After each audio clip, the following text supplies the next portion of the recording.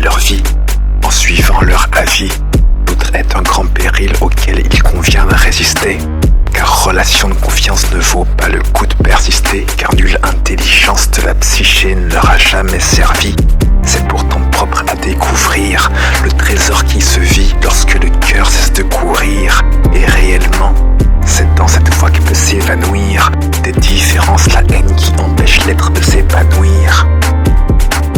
L'édification de l'ego ne mène qu'à l'erreur, c'est se faire une armure gardant intactes toutes ses frayeurs. Elle ne mène qu'à falsifier la compréhension de l'autre, dont incompréhension car nourrir sa rancœur paraît meilleur. Alors hommes et femmes sont ennemis, car bien trop égoïstes pour essayer de s'être mis à la place de l'autre qui d'ailleurs n'est pas plus proche qu'une entité. Ensuite la frustration s'érige comme une identité. Quelque part dans le monde des gens expriment une pulsion de l'enfer. L'humiliation et la torture pour ceux qui entre leurs mains sont offerts une fois leur corps chargé de fer.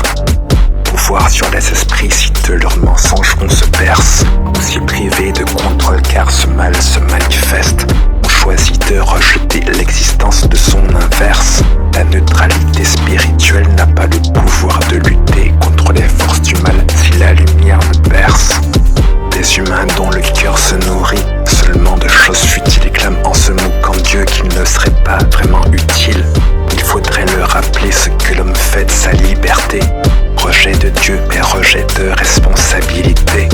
Mu par le Créateur, une